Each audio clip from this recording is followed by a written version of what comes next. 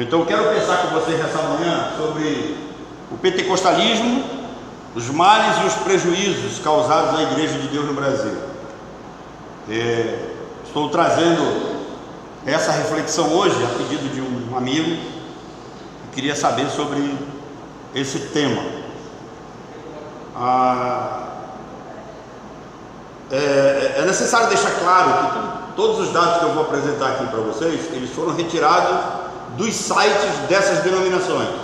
Então não estou inventando nada, não estou pegando nada de ninguém, foi retirado deles mesmos. Aquilo que eles creem, aquilo que eles pregam, aquilo que eles ensinam e aquilo que vocês veem na mídia acerca desse povo. Mas olha só, em novembro de 1910, chegaram ao Brasil, vindos dos Estados Unidos, os suecos Gunnar Wingre e Daniel Berg. Dizendo-se missionários, chegaram à Igreja Batista, denominação a que pertenciam nos Estados Unidos. Disfarçados de batistas, os suecos trouxeram na bagagem a pseudo-doutrina ou ideia do batismo no Espírito Santo com a estranha e confusa glossolária pentecostal.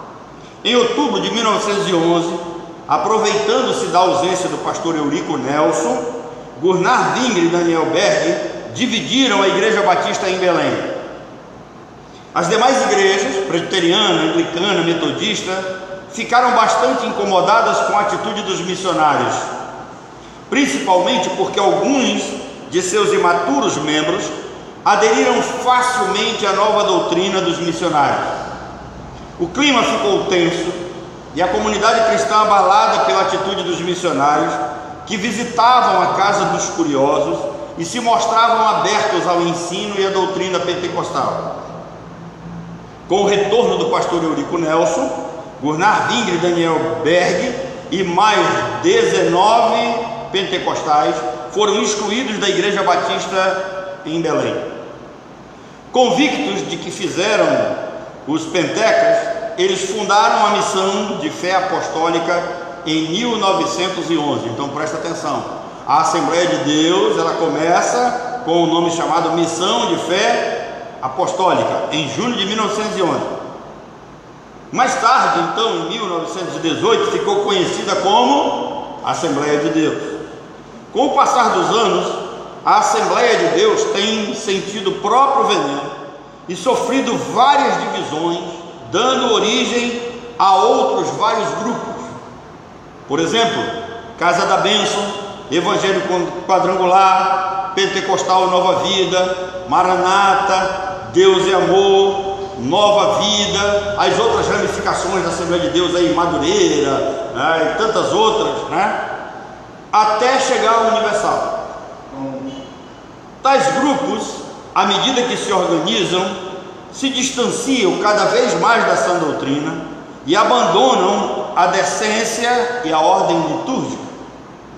Com o advento da Universal, muitos outros grupos surgiram, heretizando e dividindo ainda mais o mundo evangélico religioso, que, para mostrar a discordância e diferença, criou-se um novo grupo, os neopentecostais, que explodiram no país, separados por uma linha tênue das igrejas pentecostais, ou seja, uma linha muito fina, não há quase diferença entre elas.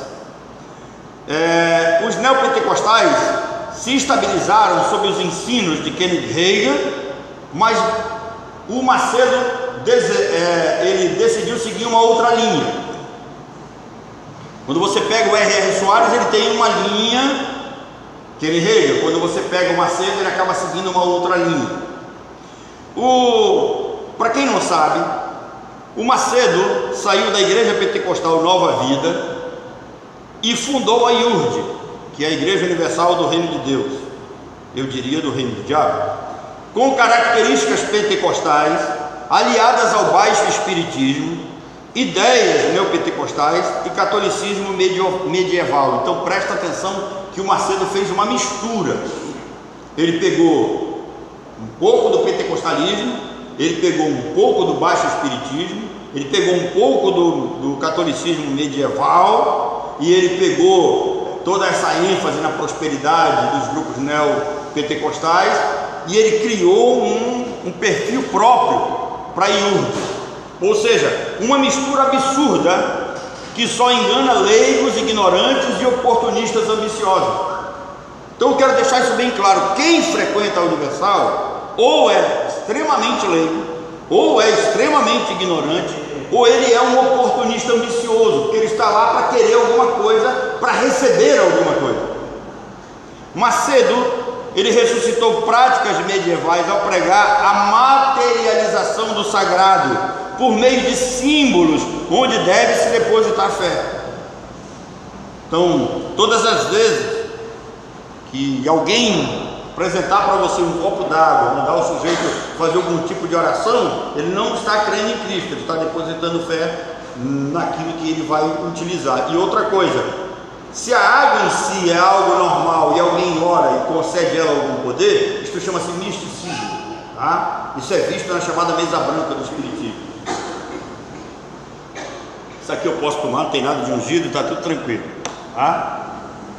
Então, observem que a prática da água ungida é a mesma água benta católica, não tem diferença nenhuma. Elas são usadas para momentos diferentes, mas ambas são reputadas o mesmo poder.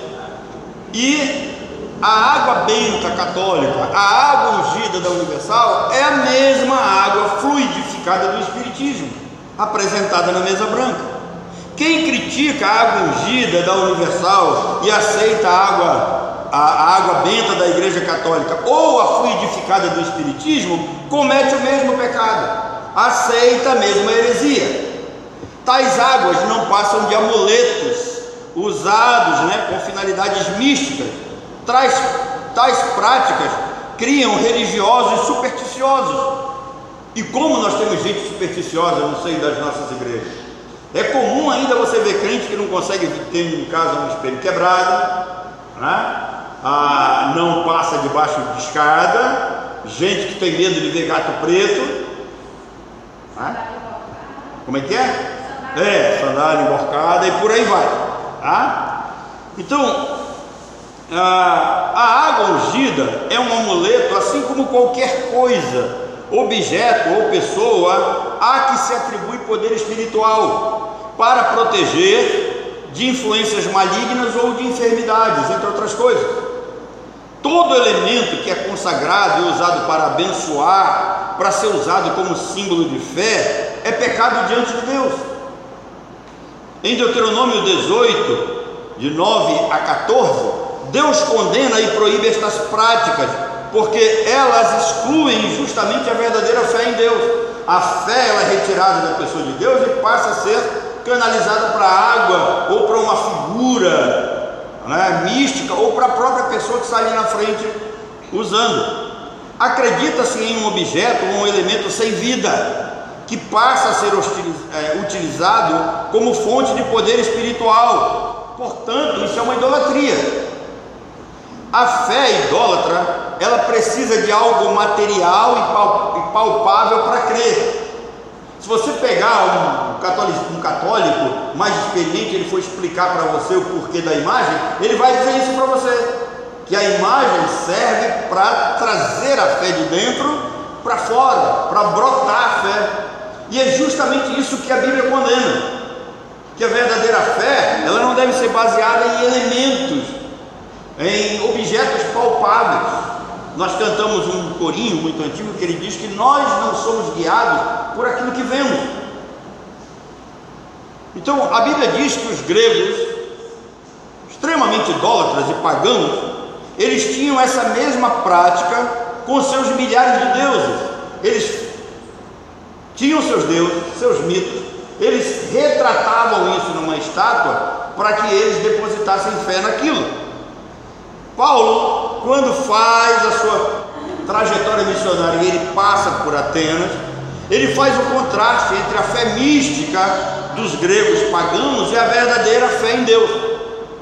Paulo disse assim: varões atenienses, em tudo vejo que vós sois supersticiosos, porque passando pela vossa cidade, eu vi os vossos santuários cheios de estátuas e objetos místicos.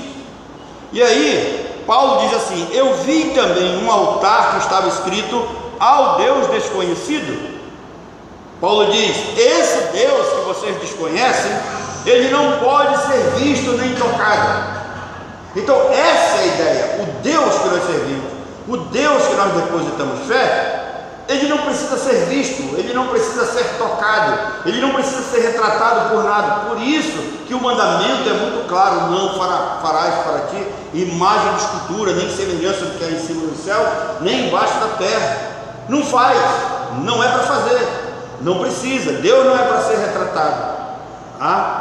Na Bíblia há ensinos locais e temporários, bem como universais e eternos. Aqui há um problema com os adventistas. Os adventistas ainda não entenderam isso, de que na Bíblia nós temos ensinos, mandamentos, preceitos, que eles são locais e temporários, e outros que eles são universais e eternos. Por exemplo, o sábado nunca foi universal e eterno. O sábado foi por um período local para os judeus. Agora, as divisões entre os pentecas aconteceram, e surgiram os neopentecostais. E eles possuem alguns fatos curiosos. Eu não sei se vocês já prestaram atenção, que aqui em Manaus nós temos um grupo chamado Assembleia de Deus Tradicional. Alguém já viu? A Assembleia de Deus Tradicional, ela saiu de dentro da Assembleia de Deus dos Câmaras. Foi um racha que aconteceu entre eles. Lá em Codajás, no Rio Miuá, há uma comunidade chamada Monte Sião. Não deveria nem ter citado o nome da comunidade aqui, mas está lá para todo mundo ver. Eu acho que eu tenho essa foto que eu fiz. Um negócio muito interessante. Você passa no meio do rio, quando nós vamos pescar lá, a gente passa nesse local. É uma comunidade, ela tem menos de 20 casas, assim, uma ao lado da outra, E existem dois templos, um do lado do outro, um da Assembleia dos Câmaras e outro da Tradicional. E eu não sei como vivem esses irmãos. Com certeza eles não devem viver muito bem. Deve haver uma espécie de competição entre eles. Mas está lá uma comunidade com menos de 20 casas, dois templos da Assembleia de Deus, do Amazonas, e a Assembleia de Deus Tradicional. Olhando mais atentamente para as divisões, observem como surgiu a IURD, a Igreja Universal do Reino de Deus, a Plenitude, a Mundial e a Internacional da Graça. Olha só, Macedo, um dia ele saiu da Nova Vida, ele era membro da Nova Vida, ele saiu da Nova Vida, muito jovem, e ele foi para a Pentecostal Casa da Bênção, onde ele foi ordenado pastor sem nenhum preparo teológico. As pessoas deveriam ser mais responsáveis onde elas acham que vão adorar a Deus, porque as pessoas reputam o lugar de adoração por uma placa. Qualquer placa, se foi placa de igreja batista, evangélica, o sujeito entra e ele acha que está servindo a Deus ali. Então nós temos que ter cuidado com isso, porque o que vai caracterizar uma igreja evangélica é aquela que prega o verdadeiro evangelho. O que vai caracterizar uma igreja cristã é a que prega a verdadeira doutrina de Cristo. Então, o Macedo sai da Nova Vida, vai para a Casa da Bênção, ele não teve preparo nenhum, e isso é um outro problema, porque quando você vai consertar o seu celular, você não leva para qualquer pessoa, você leva para uma pessoa de confiança que você acha que o cara é um bom técnico, você acha que o cara tem algum tipo de formação, você não vai entregar na mão de um curioso.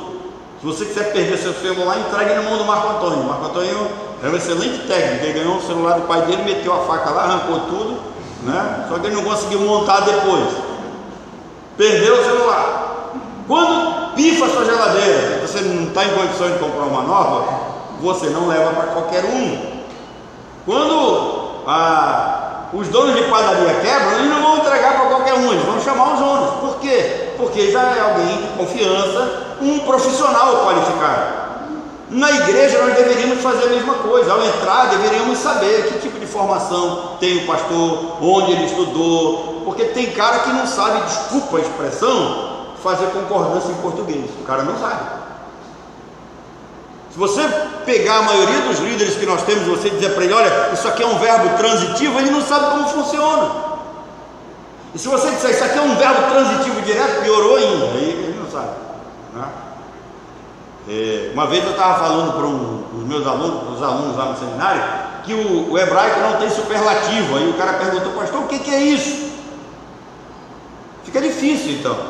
Então as pessoas entram na igreja e não procuram saber se o líder tem algum tipo de formação ou não, se ele é alguém verdadeiramente capacitado, se ele sabe pelo menos ler direito.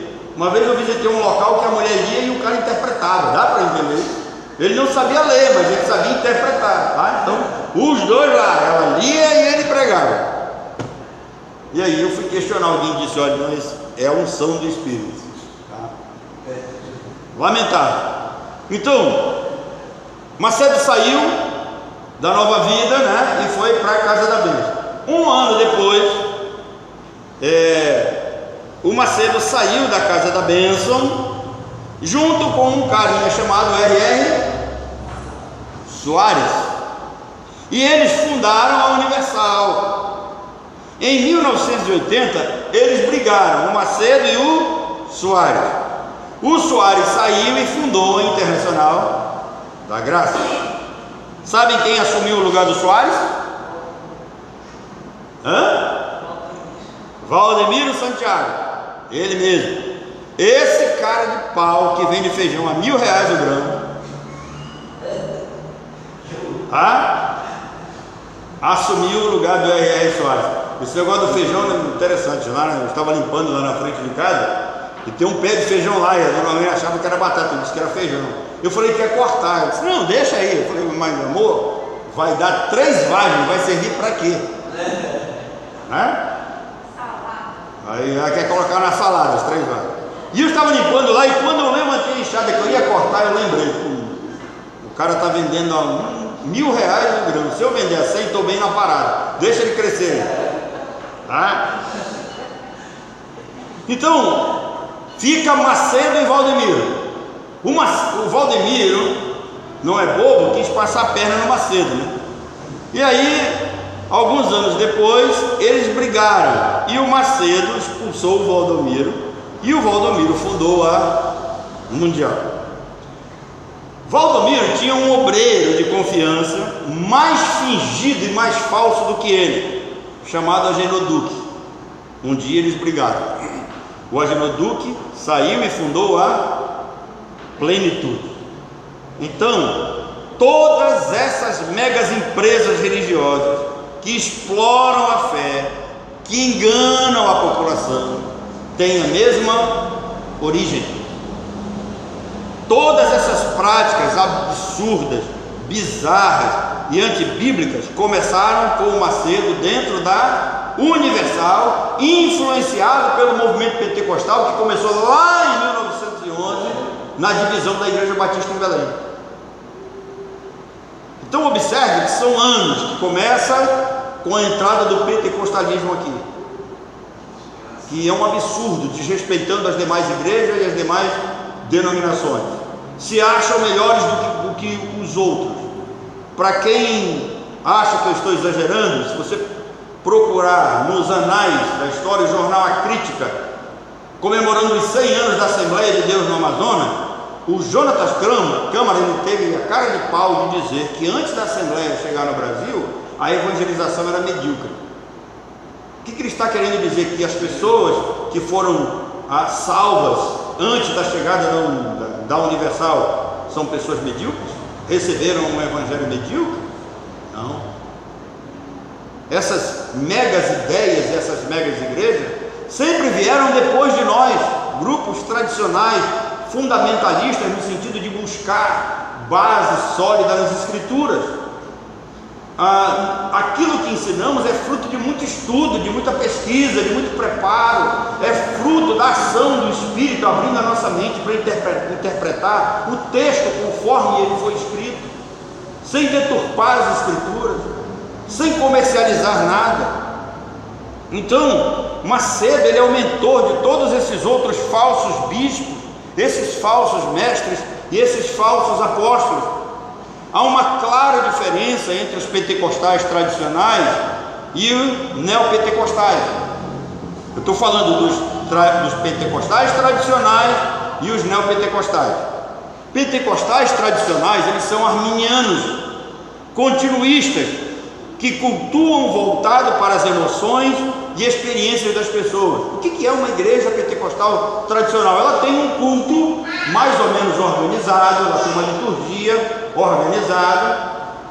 Eles têm aquele hábito também, quando vão orar, todos oram juntos, tá? Mas eles ainda têm um estudozinho lá, doutrinário, alguma coisa da ideia deles, e a principal doutrina é o batismo com o Espírito Santo, com a evidência de falar em língua, né? Esses são os pentecostais tradicionais. Estão errados? Sim, estão errados. Biblicamente, essa doutrina não há base bíblica para isso. Paulo chega em Coríntios, Atos 18, os irmãos lá foram convertidos e batizados e ninguém falou língua. Vai acontecer no capítulo 19, com aqueles discípulos de João Batista, tá? Porque tinha lá ser-me-eis testemunhas em Jerusalém, Judéia, Samaria e os confins da terra. Então aparece 4 citações no livro de Atos sobre essa descida do Espírito Santo com evidência em língua. Depois que cumpriu-se esses 4 lugares, você não encontra em lugar nenhum mais das Escrituras, né? Nós vamos ver coisas mais à frente. Então, eles são continuistas. O que é um continuista? Os continuistas acreditam que os dons do Espírito, dados para a autenticação apostólica, tá? Presta atenção, os dons foram dados para a autenticação apostólica. 2 Coríntios capítulo 12 diz isso, naquele texto que Paulo explica sobre o espinho na carne, está lá. Os dons espirituais foram dados para a autenticação apostólica e também foram dados para a emancipação da igreja primitiva. E quando acontece a conclusão do cânon, tudo aquilo cessou, mas os pentecostais dizem que continua até hoje. Por isso que eles pregam que ainda há profecia, que ainda há revelação, que ainda há visão, que ainda há língua, entre outras coisas. Nós não. Os batistas, congregacionais, presbiterianos, fundamentalistas, nós somos cessacionistas. Nós cremos que com a conclusão das Escrituras, esses dons cessaram. E eu quero dar um exemplo muito claro para você. Se você abrir Atos capítulo 19, e você começar a ler a partir do verso 11, Lucas vai dizer que Deus, pelas mãos de Paulo, fazia milagres extraordinários, a ponto de as pessoas levarem lenços e aventais dos seus enfermos, e que os enfermos eram curados e as pessoas eram libertas por demônio. Quer dizer, não precisava nem levar lá com Paulo, e nem Paulo ia até lá. Agora presta atenção, quem é que está fazendo aqui? É Deus pelas mãos de Paulo. Paulo é o instrumento, tá? Quando você chega, isso aqui é Atos, início da organização da igreja, isso é início do ministério de Paulo, e segundo aos Coríntios 12 ele vai dizer que isso era necessário para que ele fosse reconhecido como apóstolo de Cristo. Então esses dons foram dados para autenticação apostólica, e quando o tempo passa, Paulo já está com seu ministério concretizado, ele já é reconhecido como apóstolo, ele já é aceito pela igreja como apóstolo. Há um episódio em Filipenses capítulo 2, ele tem um amigo muito íntimo chamado Epafrodito. Epafrodito, você vai ler isso, Filipenses 2, dos versículos 22 aos versículos 27. Epafrodito, ele adoeceu mortalmente, e Paulo orou a Deus, pedindo que Deus tivesse misericórdia dele. Para quê? Para que Paulo não ficasse triste com a morte do amigo. E aí Deus vai e poupa a vida do cara. Pergunta: por que Paulo não curou? Se ele tinha esse dom para autenticação apostólica, se o dom estava continuando com Paulo, como pregam os continuistas, Paulo deveria ter curado Epafrodito. Há um outro texto também, 2 Timóteo capítulo 4, versículo 20. Na narrativa paulina ele diz assim: Erasto ficou em Corinto, quanto a Trófimo deixei doente em Mileto. Pergunta: como é que Paulo deixa um companheiro de viagem doente, se ele tem o dom de curar? Por que ele não curou? A não ser que esse dom tivesse cessado, tá? Então é claro, não há continuismo. Há um período em que ele está em voga e depois ele para, ele desaparece. Então esses textos são bastante claros para nós entendermos isso. Por isso que nós somos cessacionistas. Nós cremos que ao término da autenticação apostólica e a conclusão das Escrituras, nós não precisamos mais desses dons. Os pentecostais acreditam que a Bíblia ainda está sendo escrita pela igreja. Isso é um absurdo. A história da igreja continua sendo escrita. É um absurdo. Observem que quando nós estamos fechando o cano das Escrituras, no livro do Apocalipse há uma advertência com relação àqueles que acrescentam, procuram acrescentar alguma coisa. Por quê? Porque está fechado, terminou, o cano está completo, não precisa de mais nada, tá bom? Indo em frente, então, os neopentecostais, eles têm a sua teologia baseada nas ações do diabo, que tudo faz de ruim. Essa ideia leva a cultos de cura, de libertação, com ênfase na prosperidade material. Agora, quais os males que essas denominações, essas igrejas causam à sociedade e à igreja cristã? Isso aqui deve ser o nosso acabamento nessa história toda. Precisamos entender isso. Em primeiro lugar, o membro dessas seitas, ele é doutrinado para ser um fiel consumidor de bens, serviços e objetos que são oferecidos para cura, libertação e prosperidade. É comum você ver as pessoas com varinha na Universal, com rosa, com um pouquinho de sal dentro do pacote, com um martelinho com um óleo dentro, né? Essas coisas.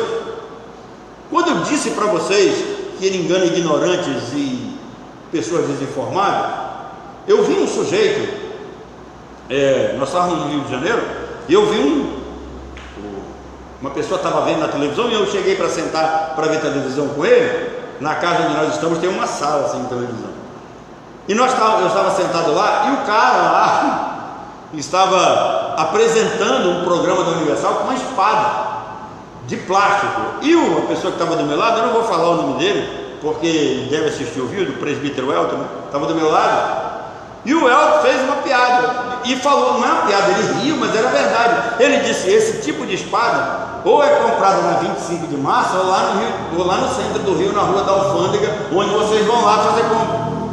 Quer dizer, o cara vai lá na rua da Alfândega, o cara vai lá na 25 de março, ele compra aquelas espadas de plástico feia, ridícula, para os meninos brincarem, e ele leva para lá aquele monte de coisa, ele faz uma oração e as pessoas compram aquilo achando que estão levando o poder para casa. Mesma coisa acontece com aquele monte de vassoura que os caras ungiram uma época aí, que você vai levar uma vassoura para sua casa a R$1.000 para você varrer sujeira espiritual. Gente, só o sujeito, você é muito imbecil, idiota para acreditar num negócio desse, tá? Então, os membros dessas seitas, eles são doutrinados, eles são trabalhados para serem consumidores dessas coisas. Segunda coisa, a pentecada em geral, ela é condicionada a muita confusão e barulho. Na sua maioria hoje você vê os cultos, se é que eu posso chamar aquilo de culto, desculpa, as sessões macabras e espíritas que acontecem dentro desses templos, essas macumbarias, não tem nenhuma ordem. Todo mundo grita, todo mundo pula, todos falam ao mesmo tempo, não tem decência. Uma vez eu vi um vídeo que o cara pegava no cabelo da mulher e jogava a mulher para trás, e a mulher caía. E quando ela caía, uma já vinha com um pano branco para cobrir, para não aparecer o fundo da calça, né? Não, isso é ridículo, absurdo isso, tá? O Marco Feliciano, ele diz uma coisa muito interessante. Ele diz que crente que não faz barulho está com defeito. E eu concordo com ele. Qual é o defeito que o crente que só faz barulho ou que faz barulho tem? ele nunca foi convertido a Jesus Cristo, ele nunca leu sobre os princípios da organização da igreja no Novo Testamento, e ele nunca foi dito a ele que o culto é para ser praticado com decência e ordem. Terceira coisa, promessas psicológicas, ou seja, problemas psicológicos que são causados pelo excessivo uso da figura do diabo. Perdão, eu conheço um sujeito interessante que essa semana passada esse cara me mandou uma solicitação no Facebook. Agora ele é meu amigo, é possível ir assistir. Mas o Inácio mora aqui na Cidade Nova. O Inácio, ele tinha o hábito de assistir esses programas da Universal, ele não era crente. E quando foi um dia, ele me procurou dizendo que ele já estava sonhando com demônios, ele estava vendo já demônios dentro do armário, ele dizia que via demônios em determinados lugares da casa. Por quê? Porque as pessoas começam a ter problemas psicológicos causados por aquilo que eles veem, por influência maligna. A pessoa passa a ver e ouvir essas certas coisas e acredita que é demônio. Quarto problema, eles fecham a porta do reino para a sociedade, e aí as pessoas criticam as demais igrejas por causa dessas seitas. Por exemplo, hoje, quando você chega num local, quando eu chego num local, o sujeito pergunta: qual a sua profissão? Eu digo: escritor. Né? Quando eu trabalhava na Philips, eu era operador, não sou mais, mas eu sou escritor de profissão. Por que eu não digo que sou pastor? Quando você diz que é pastor, o cara já olha para você com aquele olhar, achando que você é o tipo do religioso esperto. E a maioria não tem a menor cara de pau de perguntar: é da Universal? O cara pergunta na bucha. Ele já pergunta: você é da Universal? É da Mundial? Eu tive um professor, posso citar o nome dele, não tem nenhum problema, pastor João Crisóstomo de Oliveira Júnior. Foi meu professor no ITEPRAN, Instituto Teológico Presbiteriano do Amazonas, onde eu fiz o meu curso de bacharelado lá, ao lado do Jânio, meu amigo. E o Júnior contou para nós uma história. Ele disse que um dia entrou num táxi para ir a uma reunião na igreja, atender pessoas na igreja. E quando ele entrou no táxi, ele foi falar de Jesus para o motorista. O motorista disse assim: rapaz, em Deus eu acredito, agora em igreja eu não vou, porque para mim todo pastor é safado, todo pastor só mora em casa boa, todo pastor só tem carrão, todo pastor é rico. Aí o Júnior disse: você está enganado, porque eu sou pastor e você está me levando para a igreja. Eu sou pastor da Igreja Presbiteriana Central e eu moro em casa alugada, eu tenho uma Brasília velha caindo aos pedaços, eu estou de táxi porque ela não pegou agora. Aí ele disse que o cara olhou para ele e não pensou duas vezes e disse assim: é porque o senhor está começando agora. Entendeu? Essa é a ideia que os caras têm da gente. Por quê? Por causa dessas mega seitas que fecham a porta do reino. Quando você pega os chamados desigrejados que criticam as contribuições na internet, né, no YouTube, você vai ver que a mágoa principal deles são contra esses megatemplos, são contra esses falsos mestres. Então eles fecham a porta do reino, eles atrapalham as igrejas verdadeiramente sérias, isso humanamente falando, porque os eleitos de Deus não vão ser enganados de maneira nenhuma, tá? Quinto problema que esse grupo traz é a alegorização das escrituras. Ou seja, os pentecas adoram uma alegoria. É comum ver pregadores pentecostais afirmando o que a Bíblia não diz. Por exemplo, lembra daquela frase mentirosa? Deus odeia o pecado, mas ama o pecador. O problema é que Deus não vai punir o pecado, Deus vai punir o pecador por causa do pecado. É ilógico, tá? Eu ouvi um falso apóstolo dizer que jebuseus, heteus e amorreus, lá do Pentateuco, eles simbolizam o diabo, a carne e o mundo. A Bíblia não diz isso, tá? Isso é alegorização das Escrituras. Sexto problema: a ausência de uma hermenêutica bíblica. Pentecas não sabem fazer exegese. Então presta atenção, irmão.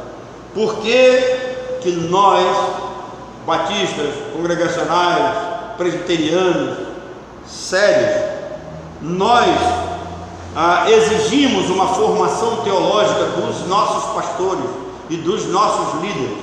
Por quê? Porque, eu vou falar sobre isso hoje à noite, até o século XX, a teologia ela era a mãe de todas as ciências. A teologia, Deus era o centro de todas as coisas, tudo partia dele, emanava dele. A partir do final do século XX para cá, o homem foi colocado como o centro de tudo, e logo em seguida o homem perde essa posição para a ciência, com os pensamentos de Freud, com a ideia evolucionista de Darwin, né? Passou a ser a ciência passou a ser a provedora de todas as ordenações da humanidade. Prestem atenção. Por que aqui na Venezuela eles estão usando cloroquina logo quando a pessoa apresenta os sintomas do vírus? Por quê?